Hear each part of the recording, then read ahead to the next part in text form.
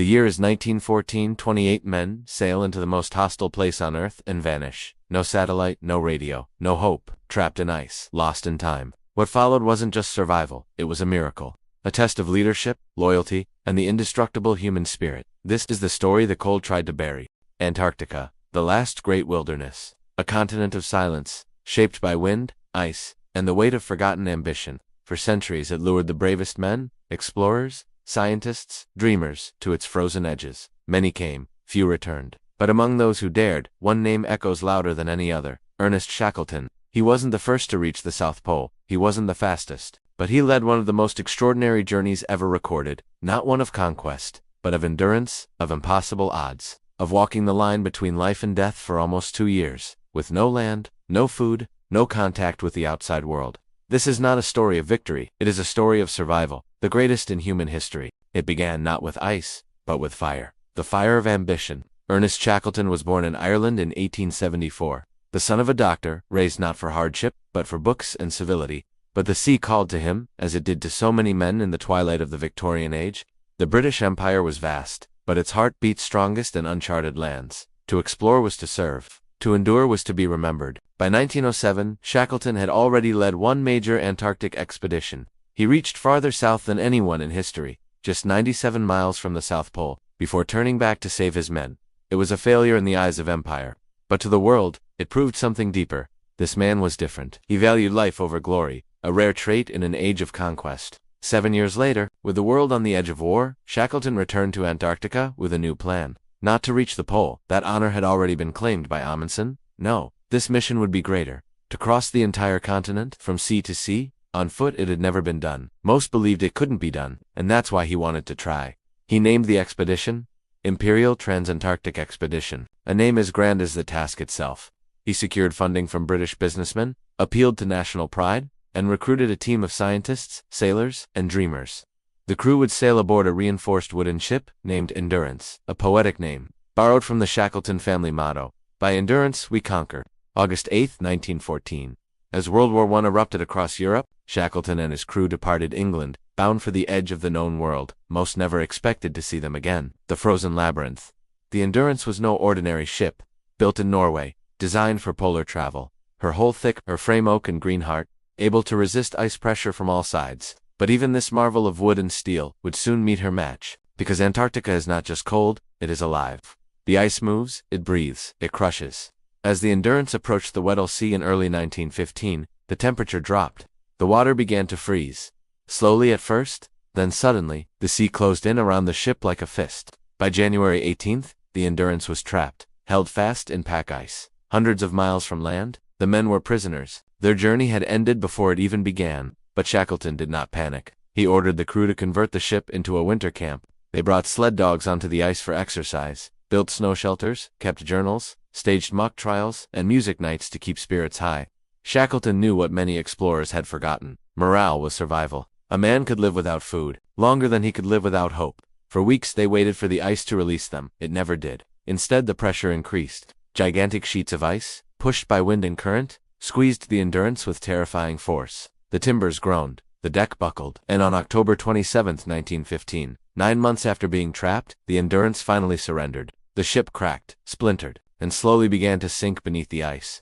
The men were now stranded on a floating frozen desert, with no ship, no radio, and no way to contact the world. The ice closed in around them like a tomb, where once the Endurance had stood proudly against the Antarctic winds. Now there was only wreckage, broken timbers, crushed decks, twisted beams, scattered across a desolate white plain. And above it all, a silence so deep it hurt the ears. The continent made no sound, it simply watched. The men gathered what they could from the remains: food, tools, navigational gear, lifeboats, everything that wasn't swallowed by the ice. Their home was gone, and now they were 28 souls alone, on a drifting ice floe, hundreds of miles from land, in temperatures that dipped to minus 40 degrees Celsius. The Antarctic summer was ending. Soon, the darkness would come. But Shackleton stood tall. He addressed his men not with despair, but with resolve. His mission had changed. No longer was this a voyage of exploration, it was now a fight for survival. And he made one promise that echoed through the frozen air: not a life will be lost if it is humanly possible to save it. They called it Ocean Camp, a bitter joke, since the ocean was solid beneath them. Here, on this drifting sheet of ice, they pitched tents, hunted for seals, and rationed what little food they had left. Every meal was a calculated gamble. Every day a fight against frostbite, hunger, and madness. But Shackleton understood something deeper than strategy. He understood men. He made sure no one sat idle. He rotated chores, he imposed routines. He even banned arguments about politics or religion. Divided minds would not survive the ice. He kept the group unified, 28 men from different countries, classes, and beliefs, with a single goal: stay alive. Still, conditions grew worse. Blizzards tore at the tents. The sun disappeared for days. And perhaps hardest of all, Shackleton made a gut-wrenching decision. They had to shoot the sled dogs. The dogs had been part of the team, but now, they were mouths to feed, and survival demanded sacrifice. Frank Hurley, the expedition photographer, wept as he packed away his camera. He had captured the Endurance's last moments. The dogs playing in snow, the frozen beauty of the Antarctic, but now, even film had to be rationed. Glass plates were smashed to make room for food. Beauty had no place in death's waiting room. By early night, the ice beneath their feet began to crack. Summer was approaching again, and the floe was breaking up. It was time to move. They couldn't wait any longer. Dragging 3 heavy lifeboats and weeks of supplies, the men began a trek across shifting ice, a landscape that moved beneath them. Every step was treacherous. Snow hid crevasses, ice blocks tilted and collapsed. Some men fell waist-deep into freezing water. Others were injured by falling gear. Sleep came in shifts, in frozen tents, soaked by melting snow. After a week of brutal labor, they had covered less than 10 miles. The ice was impassable. Shackleton changed the plan. They would wait again, on a more stable floe, and pray it carried them north. They named their new prison Patience Camp. It drifted for months. Temperatures dropped again. Some men developed frostbite so severe, their feet turned black. Food ran out. They ate seal blubber, penguin meat, and whatever scraps remained. Each day brought new cracks in the ice beneath their tents. They were living on a knife's edge. And then, one night, the ice broke completely. The floe split without warning. Tents collapsed. Supplies scattered. Shackleton screamed, "To the boats!" And in the darkness, they scrambled into the 3 lifeboats. The men were wet, freezing, and exhausted. But now, after more than a year on ice, they were finally back in open water, in the most dangerous sea on Earth. The boats were christened, the James Caird, the Dudley Docker, and the Stancomb Wills, all named after donors who had helped fund the expedition. They were lifeboats, not seaworthy vessels, but they were all the men had. For 7 days they rowed and sailed northward through the Weddell Sea, battling 30-foot waves, freezing spray, and icebergs that cracked like thunder. The men were soaked. Hypothermia set in. One man nearly died when his foot froze solid. But Shackleton, now gaunt and hollow-eyed, refused to show fear. He barked orders, encouraged songs, and forced men to move even when they could barely stand. "If we are to die," he told them, "we die moving." Their only hope was an island, a speck of land called Elephant Island, just off the Antarctic peninsula. Few had ever visited it. Fewer had survived there, but on April 15, 1916, they saw it. Rising like a jagged fortress from the sea, the men cried, sang, and collapsed in the boats.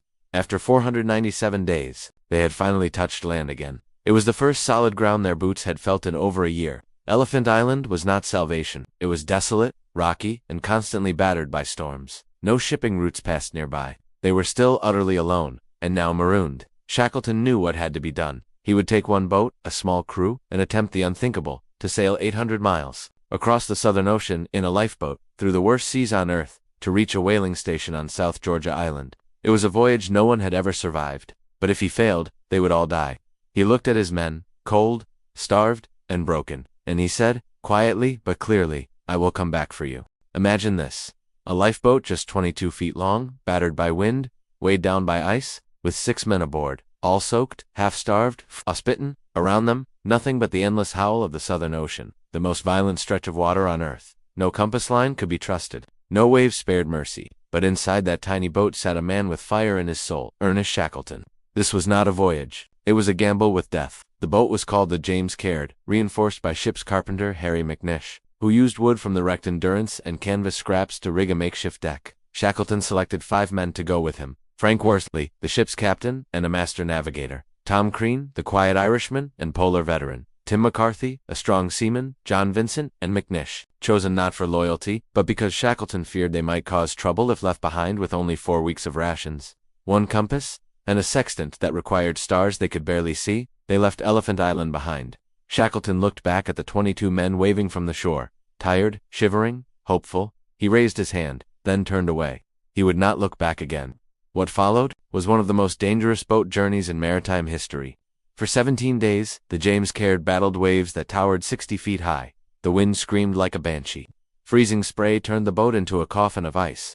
Every few hours, someone had to crawl onto the deck and chip away the buildup or they'd sink. Navigation was a nightmare. Most of the time, the sun and stars were hidden by clouds. But Frank Worsley, freezing and half-blind, managed to take occasional readings, often no more than a few seconds of sunlight, and plotted a course across 800 miles of open ocean with barely believable accuracy. Food ran out quickly. They ate stale biscuits, lumps of frozen meat, and drank melted snow mixed with oil to keep their stomachs from turning. Their beards were filled with salt and frost. Their hands cracked, their feet swelled from constant wetness, their bodies wasted away. At night, they huddled under soaked blankets inside a half-rotten shelter rigged above the boat's hull. Sleep was a luxury they couldn't afford. One mistake, one shift in weight, and the James Caird would capsize, taking them all to the bottom. But through it all, Shackleton never faltered. He checked on every man, every hour. He whispered encouragement when they wept. He kept them rowing, bailing, hoping. And finally, after more than 2 weeks of unimaginable hell, they saw it. South Georgia Island. It rose from the ocean like a jagged crown, surrounded by cliffs and crashing waves.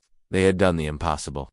The western coast of South Georgia was a wall of rock. The James Caird was nearly destroyed as it approached land. Shackleton and the men managed to crash it onto a small rocky beach, but they were now on the wrong side of the island. The whaling station, the only outpost of civilization, was on the opposite coast, and there was no way to sail around. There was only one option left: cross the island on foot. No one had ever done it. South Georgia was a land of glaciers, ravines, and unmapped mountains. They had no ropes, no climbing gear, no proper boots. But Shackleton, Crean, and Worsley would try. On May 19, 1916, the three men set out. Behind them, Vincent and McNish stayed with the damaged boat. Ahead of them was death. They climbed icy slopes with nails hammered into their boots. They slid down glaciers blind, not knowing where they would land. They moved for 36 hours straight, without sleep, driven by adrenaline and a thin hope of salvation. At one point, Worsley collapsed from exhaustion. Shackleton made him drink hot milk, slapped his face, and forced him up. They sang songs to keep themselves awake. They marched through snow, fog,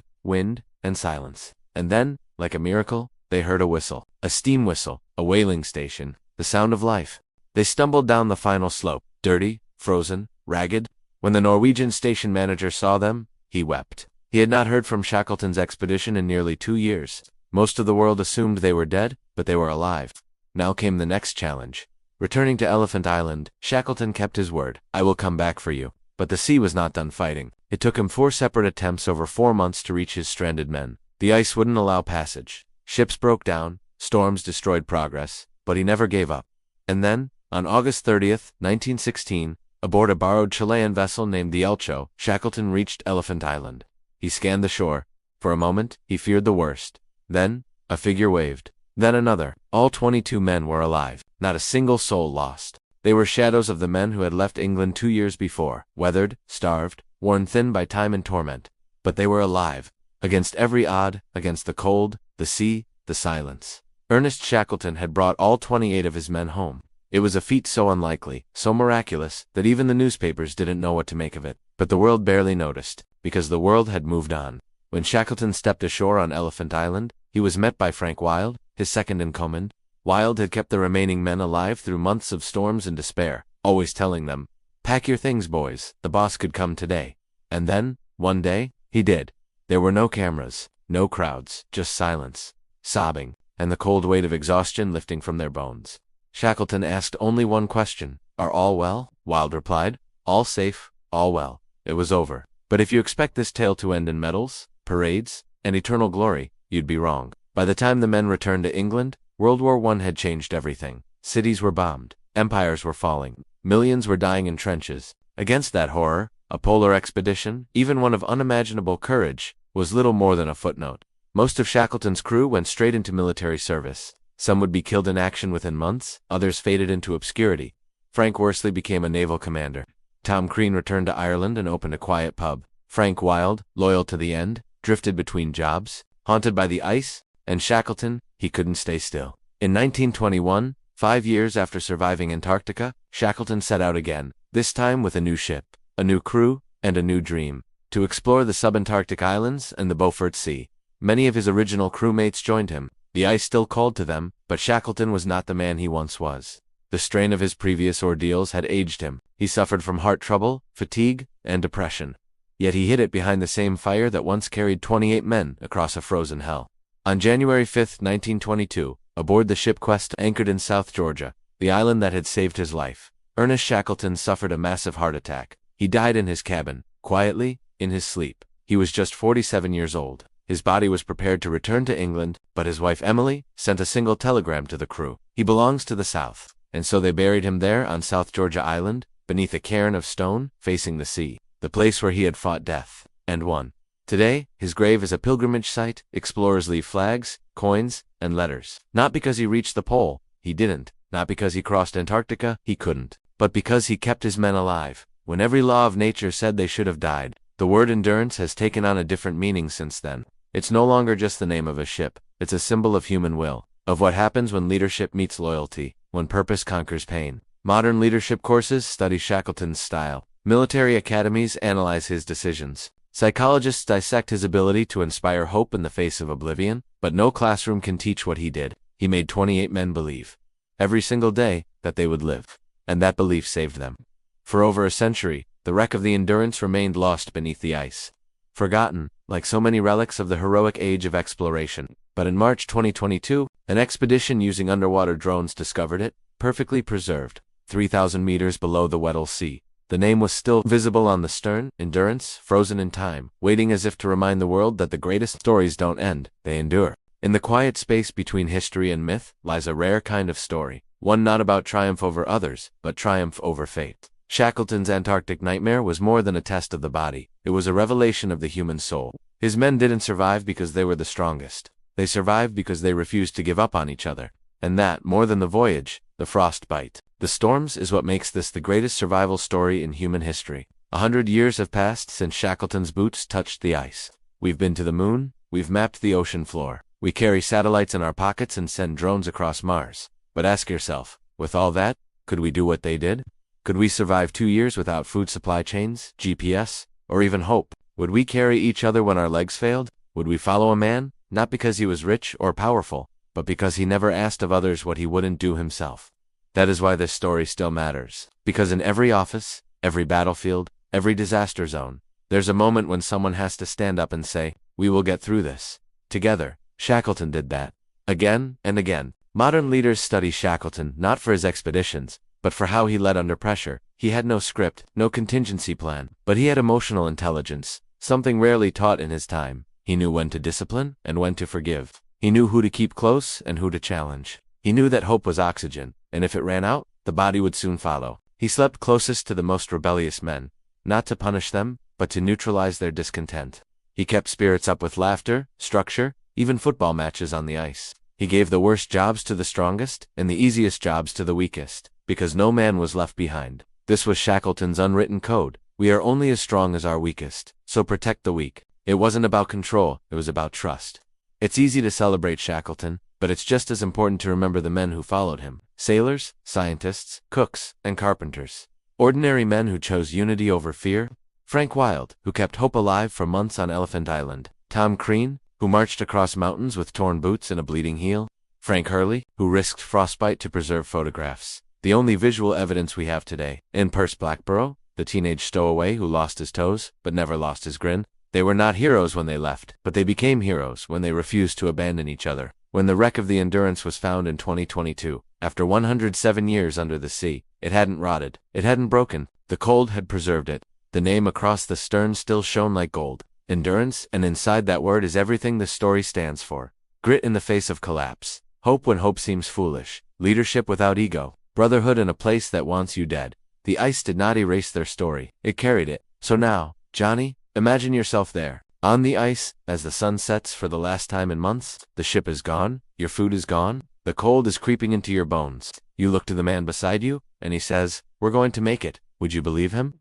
That's what Shackleton gave the world. Not a flag on a pole, not a map on a wall, but a reason to believe. Even when the universe is screaming, no, because sometimes the greatest legacy isn't reaching the top of the world. It's making sure everyone else gets there too. In a world where survival is often about numbers, Shackleton's story reminds us that sometimes it's about people, about loyalty, about choosing each other over glory. He never reached the South Pole. He never crossed Antarctica. But what he did will echo through time forever. He brought every man home. No medals, no monuments, just endurance. So when your own world turns to ice, when the path ahead collapses, remember this story, and ask yourself, what would Shackleton do? because real leadership doesn't command. It guides, it sacrifices, it stays when the storm hits. And sometimes, the greatest act of courage is not giving up on others. This is Legacy of Nation, where history speaks, and the forgotten rise again. Like, share, and subscribe if you believe stories like this deserve to live, because the past still has truths waiting beneath the ice.